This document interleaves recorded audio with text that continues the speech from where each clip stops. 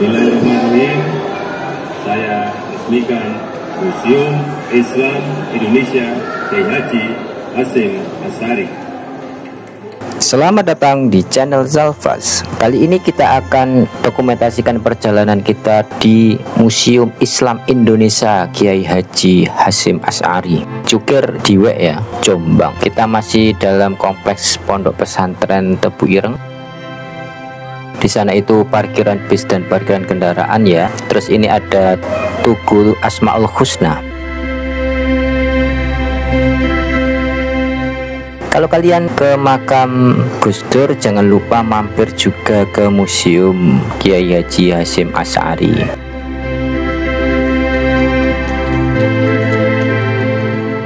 Kalau kita belok kiri ke sana itu ke arah lapak-lapak penjual makanan, terus menuju ke pasar, terus nyampe ke makam.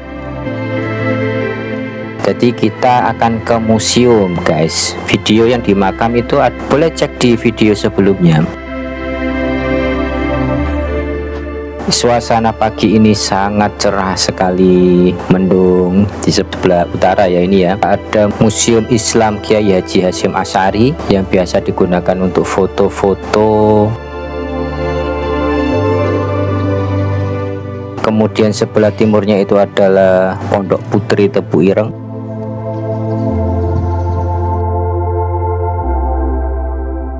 Jadi pintu masuknya itu ada di sebelah timur ya guys, di atas tangga-tangga itu di sebelah sana. Kalau pintu depannya itu kita bisa muter lewat dalam juga bisa, cuma masuknya pasti lewat sini.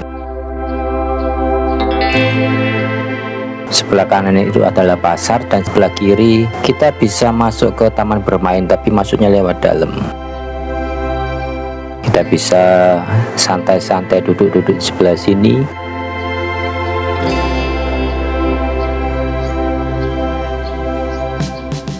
Bagian bawah lantai 1 adalah lobi, itu kaligrafi Asmaul Husna.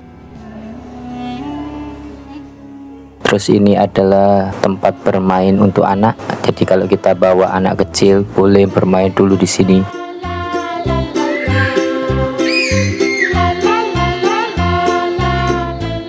Ada perusutan, ada tempat bermain yang outdoor, cukup sejuk sekali.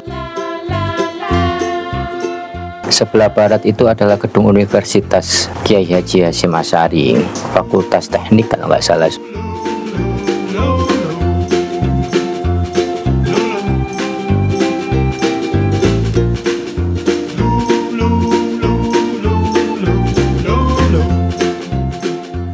Jadi kalau mau ke museum bawa anak kecil tidak masalah, bawa orang tua juga tidak masalah, karena mungkin bisa naik lewat lift ya, dan juga disediakan pinjam kursi roda juga di bagian depan.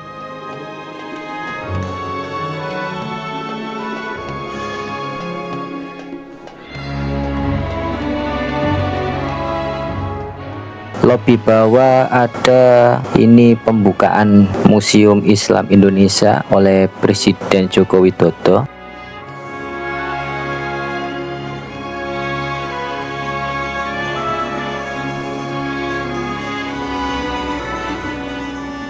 Sebelah kiri tadi itu ruang auditorium, jadi tempat untuk rapat dan meeting, dan sebelah kanan adalah ruang Gus Dur dan ruang Kiai Haji Hasyim Asy'ari. Di ruang Gus Dur ada foto, kita bisa foto-foto bareng Gus Dur. Terus ada tulisan sejarah Gus Dur mulai dilahirkan sampai dengan menjadi presiden ya.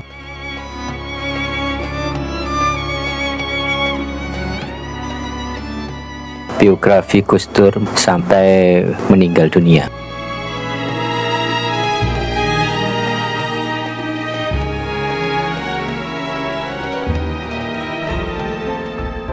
Ini adalah keluarga Gus Dur.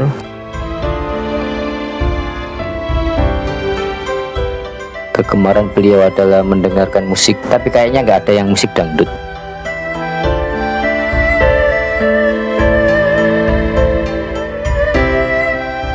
Dan ini adalah dokumentasi ketika beliau jadi presiden. Salah satu yang sangat terkenal ketika Gus Dur jadi presiden adalah libur Imlek guys, makanya itu ada kepala barongsai. Berikutnya adalah ruangan Kiai Haji Muhammad Hasyim Asy'ari. Pemukalah yang memegang role terpenting. Pemuka tidak boleh merasa jemu dalam menginsafkan rakyatnya. Kegiatan kerjanya harus ditambah lagi. Ini adalah Bung Tomo, Kiai Haji Abdul Wahab Hasbullah. Ini baju dan tongkat yang dimiliki oleh Kiai Haji Hasyim Asy'ari. Kitab dari Kiai Haji Hasyim Asy'ari Adabul Alim wal Muta'allim, tingkah laku orang yang berilmu dan mencari ilmu. Terus ini ada tempat untuk mencoret-coret ya, harapan dan nama yang mencoret juga.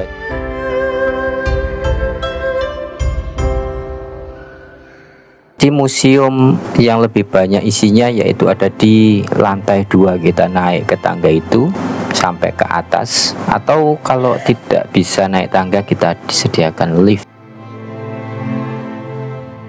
Di bagian depan itu kita diperlihatkan batik-batik Nusantara.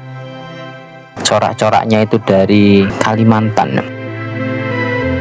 Museum ini menceritakan tentang sejarah masuknya Islam di Indonesia, penyebaran agama Islam dan penyerapan budaya Islam.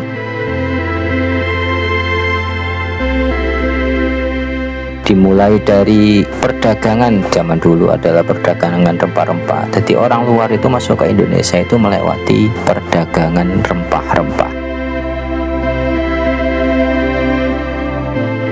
Mereka itu selain memperdagangkan barang juga kadang kan mempengaruhi. Kalau kita satu aliran itu kan akan lebih mudah dalam komunikasi. Kenapa membutuhkan kesepahaman dalam perdagangan? Di setiap perdagangan sampai era modern sekarang kita membutuhkan MOU, Memorandum of Understanding, nota kesepahaman. Jadi setiap kita melakukan kerjasama itu harus membutuhkan kesepahaman dalam hal apapun, termasuk harga, termasuk tidak boleh menipu, termasuk potongan diskon. Kalau kita satu paham berarti kita kan saling menguntungkan. Kalau kita tidak sepaham maka salah satu itu kemungkinan akan menimbulkan kecurigaan atau penipuan. Selain rempah-rempah juga ada perdagangan barus.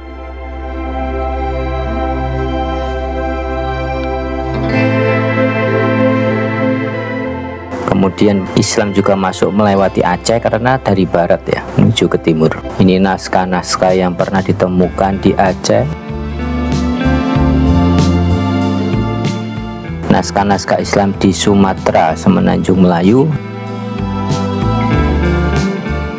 Naskah kuno Palembang. Jadi naskah yang ditemukan di Palembang.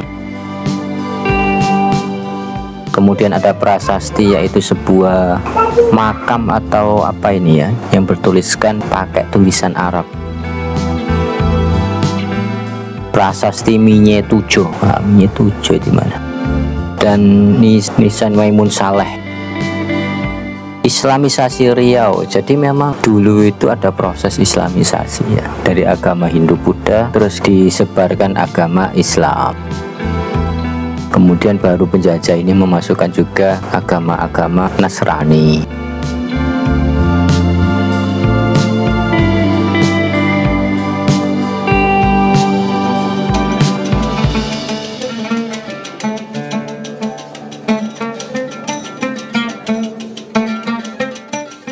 Surat Raja Brunei dituliskan itu ya kepada Inggris, Kapten Inggris di Jambi. Jadi lantai 2 ini penuh dengan sejarah masuknya Islam di Nusantara ini, mulai dari Aceh sampai Papua.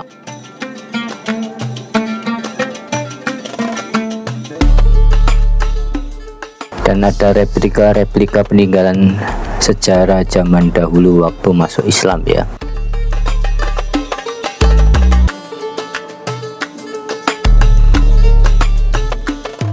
Islamisasi Jawa yang terkenal adalah cerita dengan Wali Songo, kemudian Demak itu berarti Mataram.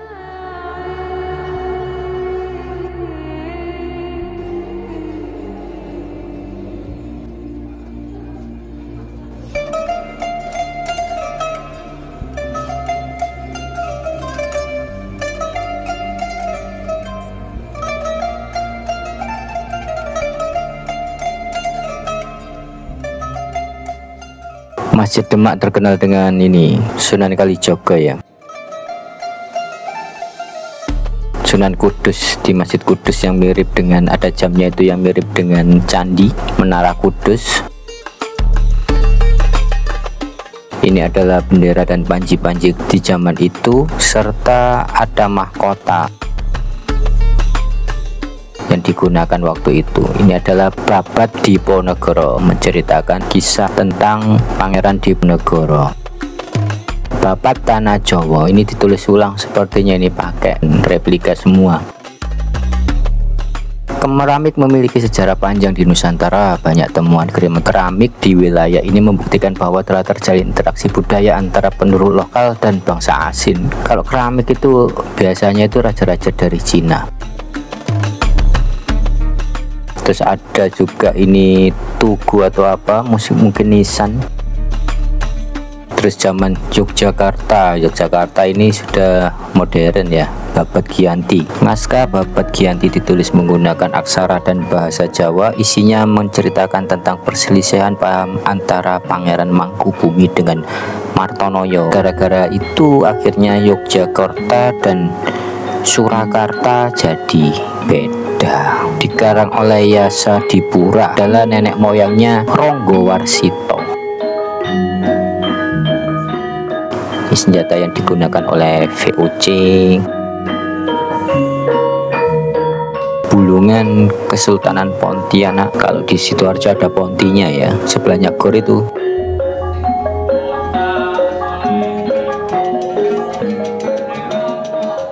Terus ini badik-badik juga, Salendang, Batang Garang, Palu, Bone. Itu aksara yang digunakan di Bone mungkin ya.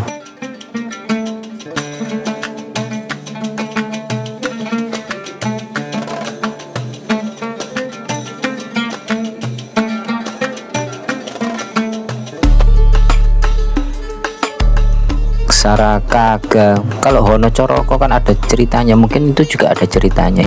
Ini beberapa catatan-catatan sejarah yang ditulis.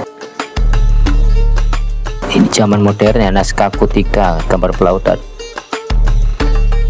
Kalau Bali ini naskah Rakyat Isra Mi'raj dan Hikayat Nur Muhammad.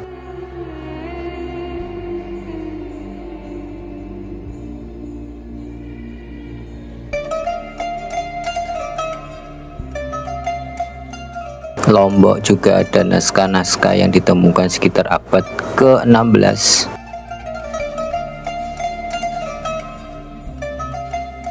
Mushaf Lalino yang ditemukan kemungkinan pada zaman Sultan Salahuddin, ditulis dengan kertas Eropa sebanyak 598 halaman. Masjid Tua Hitu adalah Masjid Wapawe, dibangun tahun 1414 di desa Keitetu, Jazirah Hitu. Pulau Banda, Islamisasi Banda diperkirakan pada abad ke-15. Manuskrip Islam di Papua ini Fak-Fak ya. Kalau di Fak-Fak itu karena di kepulauan di pinggir pantai, jadi kemungkinan agak ramai di sana itu. Di museum ini juga tersedia musola yang full AC, jadi tapi jangan juga tidur di sana. Kemudian kita bisa mampir ke lapak-lapak penjual oleh-oleh dan jajanan di area menuju makam Gus Dur.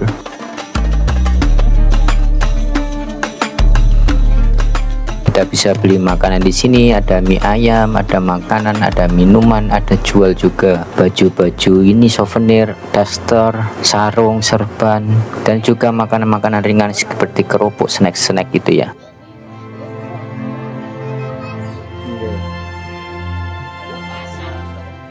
Sampai jumpa lagi di channel Zalfas. Jangan lupa subscribe, like, comment, and share.